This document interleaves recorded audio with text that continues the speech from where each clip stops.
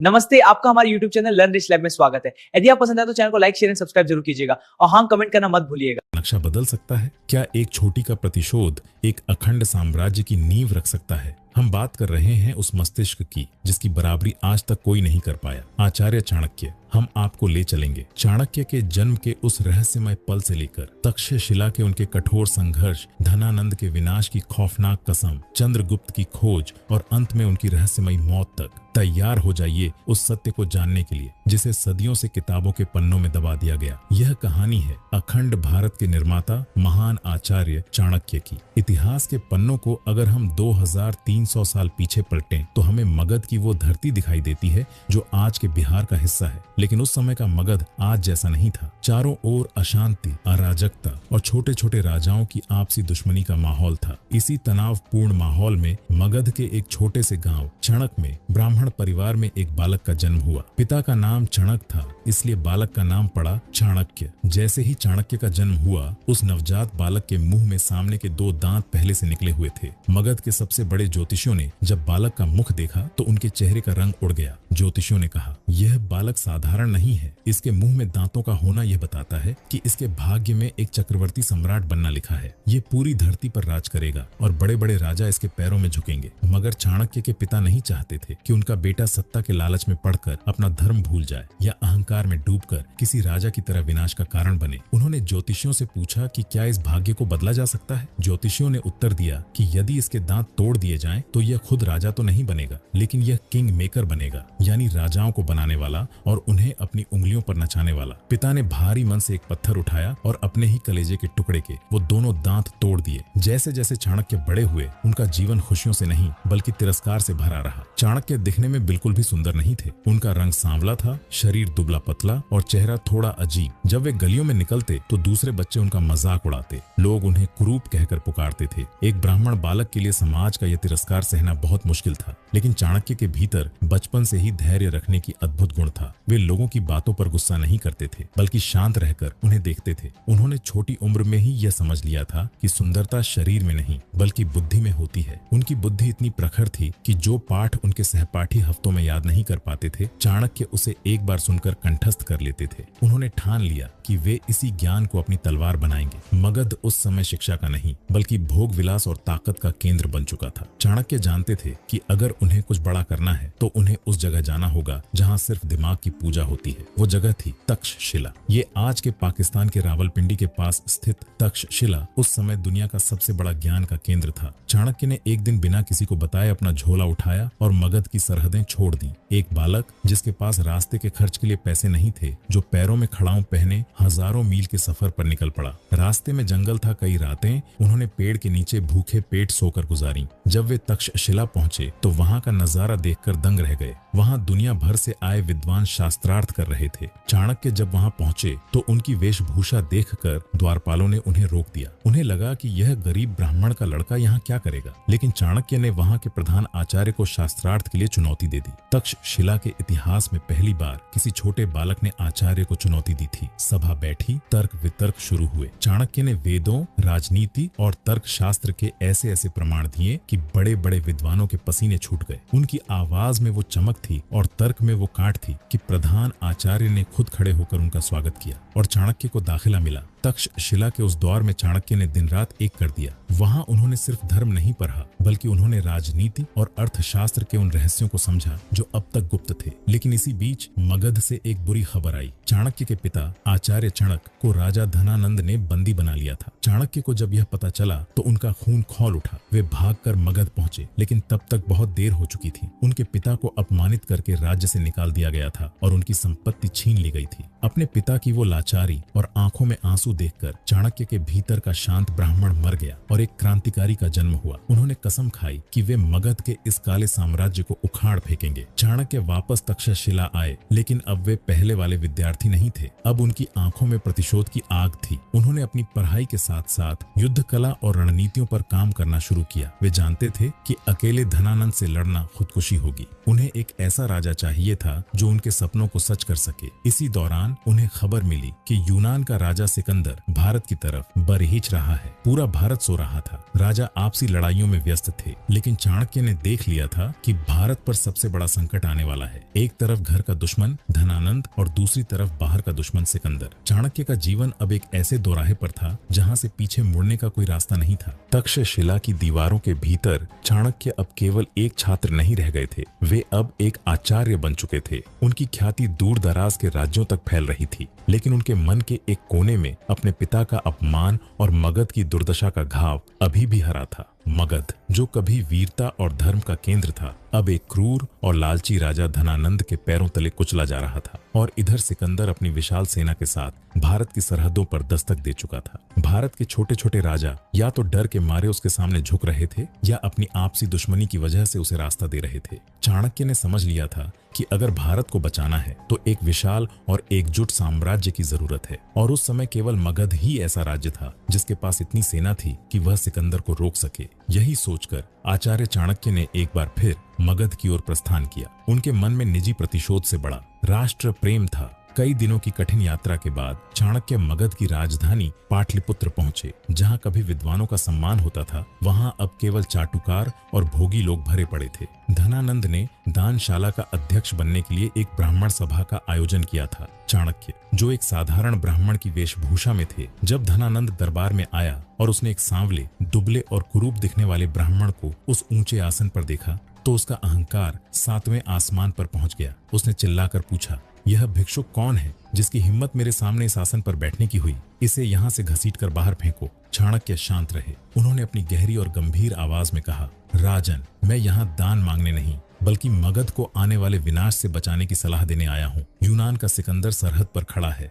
अगर मगध नहीं जागा तो हम सब गुलाम बन जाएंगे। लेकिन धनानंद, जिसे अपनी 2 लाख की सेना और हजारों हाथियों पर घमंड था, उसने अपने सैनिकों को आदेश दिया कि इस कुटिल बुद्धि वाले को लात मारकर महल से बाहर निकाल दिया जाए। सैनिकों ने चाणक्य को पकड़ा और उन्हें घसीटते हुए महल की सीढ़ियों तक ले गए। उस छीना झपट्टी में चाणक्य के सिर की छोटी, जो एक ब्राह्मण के सम्मान का प्रतीक होती है, खुल गई। चाणक्य महल की सीढ़ियों पर गिरे। उनकी आंखों में प्रचंड अग्नि थी। वह अपमान केवल एक व्यक्ति का नहीं बल्कि विद्या और शिक्षक का अपमान था। चाणक्य खड़े हुए अपनी खुली हुई शिखा को हाथ में लिया और धनानंद की आंखों में आंखें डालकर गर्जना की, धनानंद, तूने एक शिक्षक की बुद्धि को चुनौती दी है। तूने उस शिखा को छुआ है जो साम्राज्य बनाती भी है और उजाड़ती भी है। सुन, आज से यह चाणक्य अपनी शिखा तब तक नहीं बांधेगा जब तक तेरे इस घमंडी वंश का समूल विनाश न कर दे। मैं तेरे सिंहासन को जलाकर राख कर दूंगा और इस मगध की मिट्टी पर एक धर्मपरायण राजा को बिठाऊंगा। यह कोई साधारण धमकी नहीं थी, यह इतिहास का सबसे बड़ा डेथ वारंट था जो एक निहत्थे ब्राह्मण ने दुनिया के सबसे अमीर राजा को दिया था। चाणक्य उसी क्षण पाटलिपुत्र की सीमा से बाहर निकल गए। अब चाणक्य के पास एक लक्ष्य था, विनाश। लेकिन कैसे? उनके पास न सेना थी न धन। धनानंद के पास लाखों सैनिक थे। चाणक्य ने जंगल का रास्ता चुना। वे जानते थे कि महल के भीतर से नहीं बल्कि जमीन से जुड़कर ही धनानंद को गिराया जा सकता है। जंगल में भटकते हुए एक दिन चाणक्य की नजर कुछ बच्चों पर पड़ी। वे बच्चे राजकीलम नाम का खेल खेल रहे थे। एक छोटा सा बालक पत्थर के एक ऊंचे टीले पर बैठा था जो राजा बना हुआ था।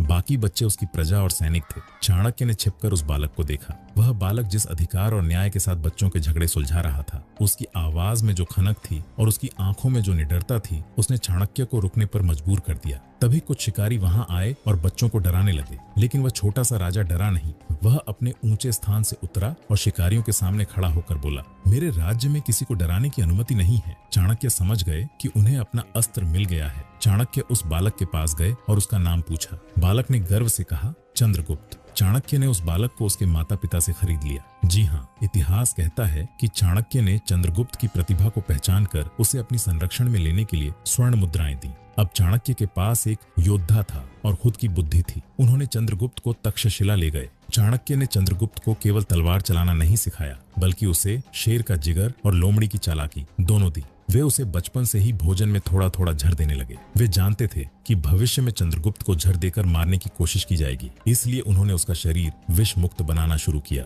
लेकिन क्या एक बालक और एक ब्राह्मण मिलकर सिकंदर जैसे महान योद्धा और धनानंद जैसे क्रूर सम्राट को हरा पाएंगे? चाणक्य और चंद्रगुप्त अब तक्षशिला पहुंच चुके थे, लेकिन हवाओं में झर घुला हुआ था। सिकंदर भारत की सरहद के बिल्कुल करीब था। तक्षशिला के राजा आम्भी ने डर के मारे सिकंदर के सामने घुटने टेक दिए थे। चाणक्य जानते थे कि अगर सिकंदर व्यास नदी को पार कर गया तो मगध की गद्दी तक उसे कोई नहीं रोक पाएगा। धनानंद मदिरा और नाच गाने में डूबा हुआ था। ऐसे में भारत को बचाने की पूरी जिम्मेदारी एक शिक्षक के कंधों पर आ गई थी। लेकिन चाणक्य के पास न तो सेना थी और न ही संसाधन। उनके पास थी तो सिर्फ कौटिल्य बुद्धि। यहीं से शुरू हुआ चाणक्य का वह मनोवैज्ञानिक युद्ध। चाणक्य ने चंद्रगुप्त और अपने कुछ वफादार शिष्यों को सिकंदर की सेना में जासूस बनाकर भेज दिया। उनका लक्ष्य था सिकंदर के सैनिकों के मन में मौत का खौफ और दैवीय प्रकोप का डर पैदा करना। उन्होंने अपने जासूसों के जरिए सेना में यह अफवाह फैलानी शुरू की कि भारत देवताओं की भूमि है। यहाँ के पवित्र जल और हवा में विदेशी सैनिकों के लिए झर है। जो भी व्यास नदी को पार करेगा उस पर भारत के देवताओं का कहर टूटेगा और वह तड़प तड़प कर मरेगा। लेकिन सिर्फ अफवाह से काम नहीं चलने वाला था। चाणक्य ने प्रयोग करना शुरू किया। उन्होंने यूनानी सेना के खाने और पीने के पानी के स्रोतों में बहुत ही धीमा मात्रा में जहर मिलवाना शुरू किया। यह जहर ऐसा था कि सैनिक तुरंत नहीं मरता था, बल्कि कुछ दिनों बाद उसके शरीर पर दाने निकलने लगते थे और वह धीरे धीरे कमजोर होकर मर जाता था। यूनानी शिविरों में हाहाकार मच गया। तंदुरुस्त सैनिक अचानक बीमार पड़ने लगे। चाणक्य के जासूसों ने यह कहना शुरू किया, देखो, यह भारत के क्रोध का परिणाम है। यहाँ के देवता नहीं चाहते कि कोई विदेशी इस मिट्टी को अपवित्र करे। रात के सन्नाटे में चाणक्य के शिष्य अजीबोगरीब आवाजें निकालते, पेड़ों पर डरावनी आकृतियां टांग देते और ऐसा माहौल बना देते जैसे कि चारों ओर प्रेत आत्माएं घूम रही हों। सिकंदर, जो खुद को खुदा का बेटा मानता था, वह भी परेशान हो गया। उसकी अजेय सेना, जो मौत से नहीं डरती थी, वह अब अदृश्य देवताओं से डरने लगी थी। इसी बीच चाणक्य ने एक और बड़ा दांव खेला। उन्होंने पंजाब के वीर राजा पोरस को अंदरूनी संदेश भेजा। हालांकि पोरस युद्ध में हार गए थे, लेकिन उनके साहस ने सिकंदर को हिला दिया था। चाणक्य ने पोरस के माध्यम से सिकंदर की सेना तक यह खबर पहुंचाई कि अभी तो तुमने सिर्फ सरहद देखी है, असली भारत तो व्यास नदी के उस पार है, जहां मगध के पास 6000 खूंखार हाथियों की फौज और लाखों सैनिक तुम्हारा इंतजार कर रहे हैं। खौफ का यह जाल इतना गहरा बुना गया कि सिकंदर के सबसे वफादार सेनापतियों ने आगे बढ़ने से मना कर दिया। इतिहास कहता है कि सिकंदर ने अपने सैनिकों को बहुत समझाया, उन्हें दुनिया भर की दौलत का लालच दिया, लेकिन सैनिकों ने साफ कह दिया, हम अपनों के पास वापस जाना चाहते हैं। हम भारत के देवताओं और इन राक्षसी हाथियों के हाथों नहीं मरना चाहते। सिकंदर महान, जिसे कोई तलवार नहीं हरा सकी, वह एक ब्राह्मण की कलम और कूटनीति से हार गया। 326 ईसा पूर्व में सिकंदर को भारी मन से वापस लौटने का फैसला लेना पड़ा। भारत की सरहद से एक बहुत बड़ा खतरा टल चुका था और यह जीत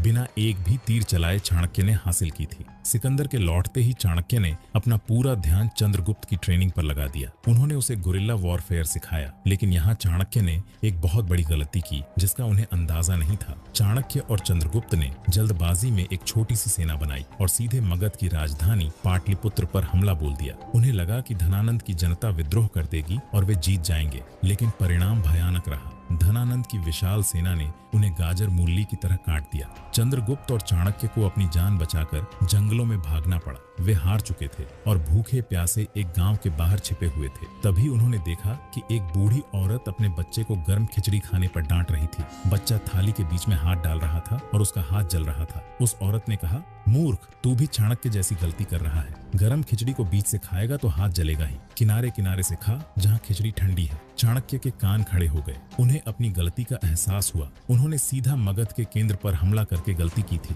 इसी बीच चाणक्य को एक ऐसी गुप्त शक्ति के बारे में पता चला जो धनानंद के महल के अंदर ही पली बढ़ी थी, विषकन्याएं। चाणक्य की एक ऐसी गुप्त खोज थी जिसका जिक्र अर्थशास्त्र में भी मिलता है। चाणक्य ने अनाथ और बेहद खूबसूरत कन्याओं को चुनकर उन्हें बचपन से ही बहुत ही धीमी मात्रा में झर देना शुरू किया। सालों तक झर पीते पीते इन लड़कियों का शरीर खुद एक जीवित झर बन जाता था। कहा जाता है कि इन कन्याओं का केवल एक चुंबन या उनके शरीर का पसीना भी सामने वाले की मौत का कारण बन सकता था। चाणक्य ने इन विषकन्याओं को धनानंद के मित्र राजाओं और उसके सेनापतियों के पास जासूस बनाकर भेजा। सुंदरता के जाल में फंसकर दुश्मन के सेनापति मौत की नींद सोने लगे। महल के भीतर सन्नाटा पसरने लगा था। चाणक्य और चंद्रगुप्त अब मगध की सरहदों से दूर विंध्याचल के जंगलों में छिपकर अपनी नई शक्ति बनाने लगे। उन्होंने उन लोगों को इकट्ठा किया जिन्हें धनानंद ने अपमानित किया था, वे राजा जिनकी जमीनें छीनी गई थीं, और वे कबीले जो टैक्स के बोझ तले दबे थे। देखते ही देखते चाणक्य ने लुटेरों, शिकारियों और बागियों की एक ऐसी सेना तैयार कर ली जो मरने मारने के लिए तैयार थी।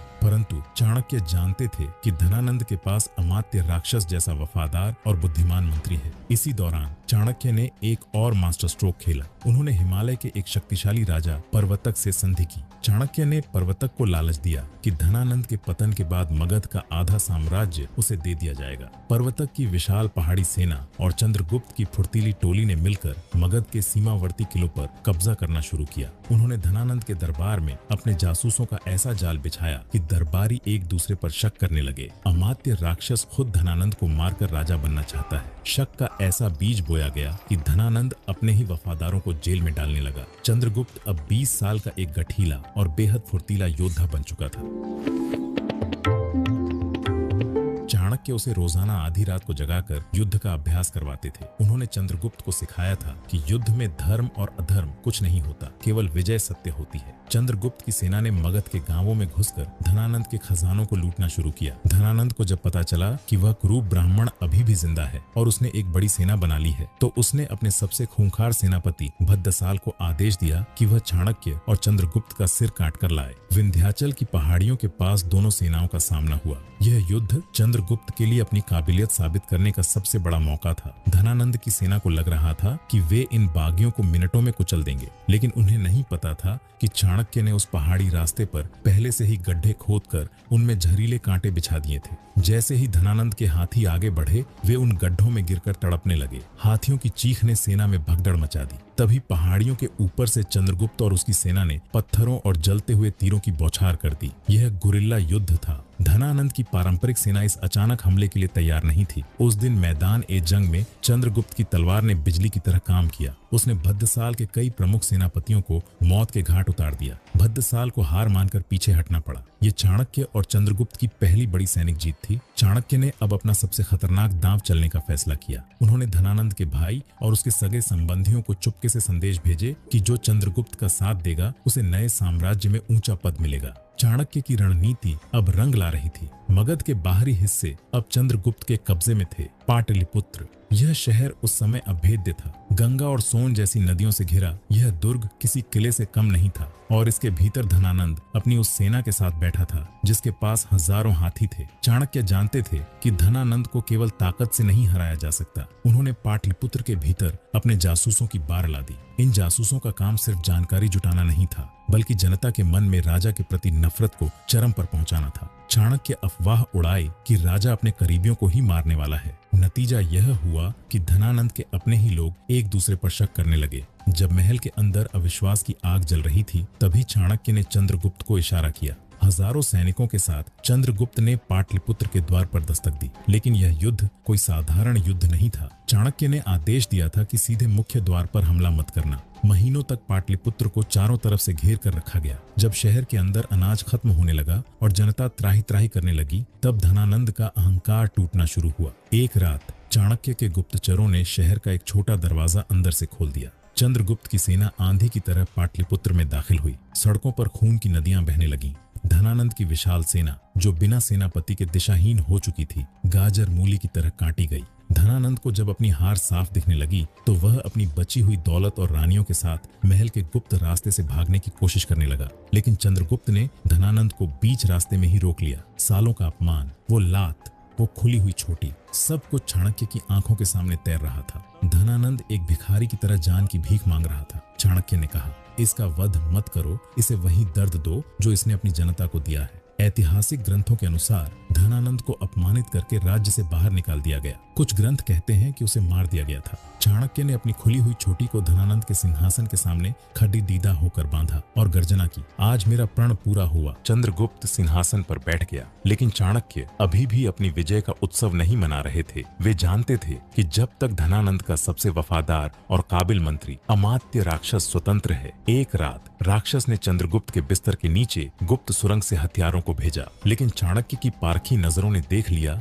कि दुश्मन जमीन के अंदर से जा रही हैं। चाणक्य ने बिना शोर मचाए उस पूरे हिस्से में आग लगवा दी और हत्यारे अंदर ही जलकर राख हो गए। लेकिन चाणक्य राक्षस को मारना नहीं चाहते थे। वे जानते थे कि राक्षस एक कट्टर देशभक्त है। वह बुरा इंसान नहीं, बल्कि एक गलत राजा का वफादार नौकर था। एक दिन चाणक्य उसके सामने आए। चाणक्य ने तलवार नहीं उठाई, बल्कि अपनी अंगूठी राक्षस की ओर बढ़ा दी और कहा, राक्षस, तुम मगध से प्यार करते हो और मैं भी। अब मगध को तुम्हारी बुद्धि की जरूरत है। या तो इस हार को स्वीकार करो और चंद्रगुप्त के प्रधानमंत्री बनो, या फिर अपनी देशभक्ति को धूल में मिल जाने दो। राक्षस चाणक्य की महानता और उनकी दूरदर्शिता के सामने नतमस्तक हो गया। उसने चंद्रगुप्त की गुलामी नहीं बल्कि मगध की सेवा स्वीकार की। चाणक्य ने केवल दुश्मन को नहीं हराया बल्कि उसे अपना सबसे मजबूत साथी बना लिया। अखंड भारत की नींव पड़ चुकी थी, लेकिन अब एक नया खतरा पैदा हुआ, चंद्रगुप्त का प्रेम। सिकंदर तो मर चुका था, लेकिन सिकंदर का सेनापति सेल्यूकस अपनी बेटी हेलेना को लेकर भारत की ओर बरहक रहा था। सेनापति सेल्यूकस निकेटर अपने राजा के अधूरे सपने को पूरा करने के लिए भारत की ओर बढ़ा। 305 ईसा पूर्व के आसपास सिंधु नदी के किनारे दोनों सेनाओं का आमना सामना हुआ।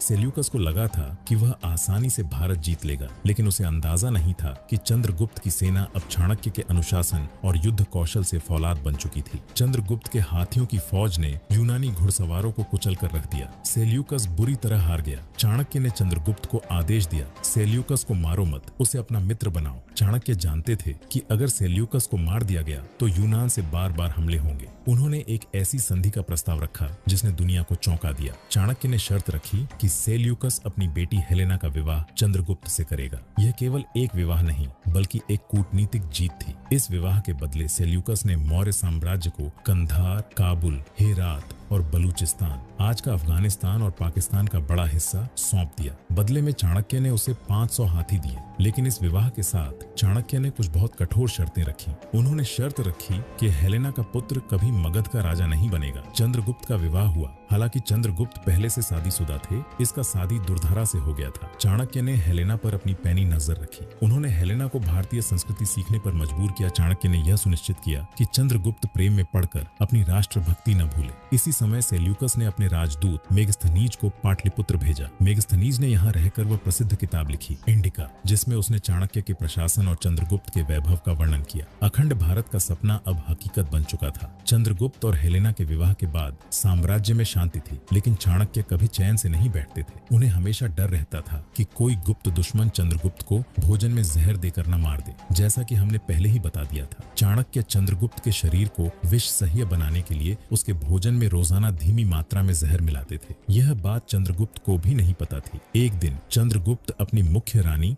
दुर्धरा के साथ भोजन कर रहे थे। रानी दुर्धरा उस समय गर्भवती थी और उनके गर्भ में मौर्य वंश का उत्तराधिकारी था। अनजाने में रानी ने चंद्रगुप्त की थाली से एक निवाला खा लिया, वही निवाला जिसमें चाणक्य ने जहर मिलाया था। जहर इतना शक्तिशाली था कि रानी दुर्धरा तुरंत बेहोश होकर गिरने लगी। चाणक्य को जब इसकी खबर मिली, वे भागते हुए कक्ष में पहुंचे। उन्होंने देखा कि रानी के बचने की कोई उम्मीद नहीं थी। जहर उनके खून में फैल चुका था। लेकिन चाणक्य के सामने सबसे बड़ी चुनौती थी राजवंश का वारिस। चाणक्य ने अपनी तलवार निकाली और रानी दुर्धरा का पेट चीर दिया। रानी की मृत्यु उसी क्षण हो गई, लेकिन गर्भ से बालक को सुरक्षित बाहर निकाल लिया गया। जहर की एक बूंद बालक के माथे तक पहुंच गई थी, जिससे उसके माथे पर एक नीला बिंदु बन गया था। इसी कारण उस बालक का नाम पड़ा बिंदुसार। चंद्रगुप्त अपनी प्रिय रानी की मौत से टूट गए। हालांकि चाणक्य ने साम्राज्य के उत्तराधिकारी को बचा लिया था, लेकिन इस घटना ने महल के भीतर चाणक्य के प्रति कुछ लोगों के मन में कड़वाहट भर दी। चंद्रगुप्त अब बूढ़े हो रहे थे। रानी दुर्धरा की मौत के बाद उनके भीतर एक वैराग्य पैदा हो गया। इसी समय मगध में एक भयंकर अकाल पड़ा जो 12 सालों तक चला। चाणक्य ने हर संभव कोशिश की, लेकिन प्रकृति के आगे सब बेबस थे। चंद्रगुप्त ने फैसला किया कि वे अपना सिंहासन अपने पुत्र बिंदुसार को सौंप देंगे और खुद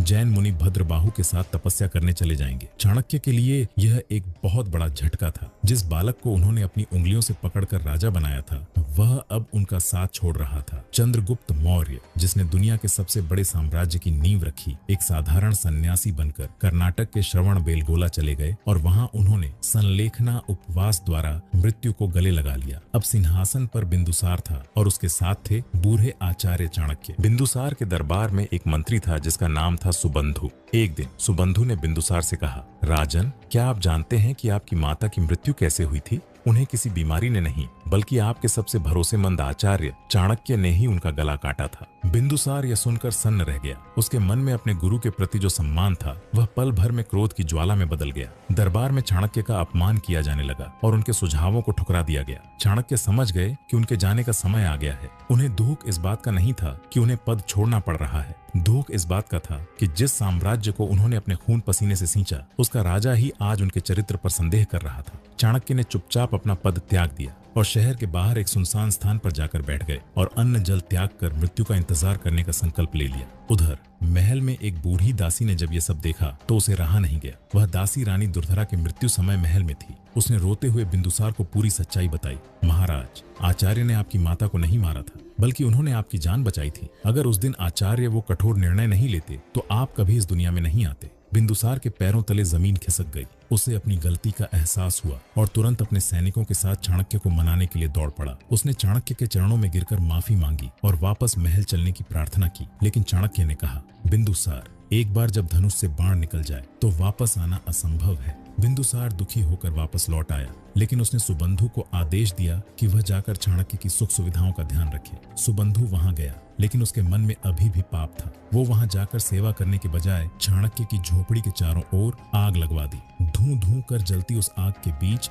महान आचार्य चाणक्य शांत मुद्रा में बैठे रहे। उन्होंने न तो चीख पुकार की और न ही बचने की कोशिश, लेकिन सुबंधु को लगा कि उसने चाणक्य को हरा दिया है। उसे नहीं पता था कि चाणक्य ने मरने से पहले एक ऐसी गुप्त संदूक छोड़ी थी जो सुबंधु की मौत का वारंट बनने वाली थी। चाणक्य की झोपड़ी राख हो चुकी थी। सुबंधु महल लौट आया और बिंदुसार को झूठ बोल दिया कि चाणक्य ने अपनी इच्छा से अग्नि समाधि ले ली है। चाणक्य ने मरने से पहले बिंदुसार के नाम एक गुप्त संदूक और एक पत्र छोड़ा था। उन्होंने निर्देश दिया था कि यह संदूक केवल तभी खोला जाए जब सुबंधु वहां मौजूद हो। जैसे ही संदूक खोला गया, उसमें से एक बेहद कीमती और सुगंधित तेल की शीशी और कुछ अद्भुत रत्न निकले। साथ में एक पत्र था जिसमें लिखा था, यह मौर्य वंश की सबसे बड़ी संपत्ति है। जो इसे अपने शरीर पर लगाएगा वह अजेय हो जाएगा। सुबंधु के लालच ने उसे अंधा कर दिया। उसने सोचा कि चाणक्य ने मरते मरते बिंदुसार के लिए कोई वरदान छोड़ा है। उसने बिंदुसार से आग्रह किया कि वह इस तेल का परीक्षण करना चाहता है। जैसे ही सुबंधु ने उस तेल को अपने शरीर पर लगाया, उसके शरीर में भयंकर जलन होने लगी। दरअसल वह तेल नहीं, बल्कि एक ऐसा धीमा जहर था जो त्वचा के संपर्क में आते ही खून को जमा देता था। चाणक्य जानते थे कि सुबंधु जैसा लालची इंसान उस संदूक को देखते ही उस पर झपटेगा। सुबंधु तड़प तड़प कर दरबार में गिरने लगा। तभी चाणक्य का एक वफादार शिष्य सामने आया और उसने बिंदुसार को चाणक्य का असली अंतिम पत्र दिया। उस पत्र में लिखा था, बिंदुसार, सुबंधु ही तुम्हारी माता की मृत्यु का सच तोड़ मरोड़ कर बताने वाला और मेरी कुटिया में आग लगाने वाला असली अपराधी है। इसकी मौत का प्रबंध मैंने पहले ही कर दिया था। बिंदुसार की आंखों से आंसू बहने लगे। उसी पत्र के आखिरी हिस्से में चाणक्य ने बिंदुसार को एक चेतावनी दी थी। मौर्य वंश का असली सूरज अभी पैदा होना बाकी है। बिंदुसार के कई पुत्र थे, लेकिन उनमें से एक बालक ऐसा था जो बहुत उग्र और निडर था। उसका नाम था अशोक। बिंदुसार अशोक को पसंद नहीं करता था, लेकिन चाणक्य के शिष्यों ने गुप्त रूप से अशोक को वही शिक्षा देनी शुरू की जो चाणक्य ने चंद्रगुप्त को दी थी। चाणक्य जा चुके थे, लेकिन उनकी नीतियां अब अशोक के रूप में पल थीं, जो आगे चलकर सम्राट अशोक की नींव बनेगा। आचार्य चाणक्य का शरीर राख हो गया, लेकिन वे आज भी जीवित हैं। चाणक्य ने अपने पूरे जीवन का निचोड़ 2 महान ग्रंथों में समेट दिया था, अर्थशास्त्र और चाणक्य नीति। उन्होंने सिखाया कि शत्रु को केवल तलवार से नहीं, बल्कि उसकी बुद्धि को भ्रमित करके भी हराया जा सकता है। आज 2300 साल बाद भी, चाहे दुनिया की बड़ी बड़ी कॉरपोरेट कंपनियां हों या देशों की खुफिया एजेंसियां, वे सब चाणक्य मॉडल का अध्ययन करती हैं। जब भी भारत की अखंडता की बात आती है तो चाणक्य का चेहरा सामने आता है। उन्होंने एक बिखरे हुए भारत को एक सूत्र में पिरोया और दुनिया को बताया कि एक अकेला इंसान अगर ठान ले तो वह इतिहास की दिशा बदल सकता है। उनका प्रतिशोध पूरा हो चुका था। भारत को एक महान सम्राट मिल चुका था। उनकी कहानी हमें सिखाती है कि आपका रूप, आपकी गरीबी या आपका अतीत यह तय नहीं करता कि आप कहां पहुंचेंगे। यह आपकी बुद्धि और आपका निश्चय तय करता है।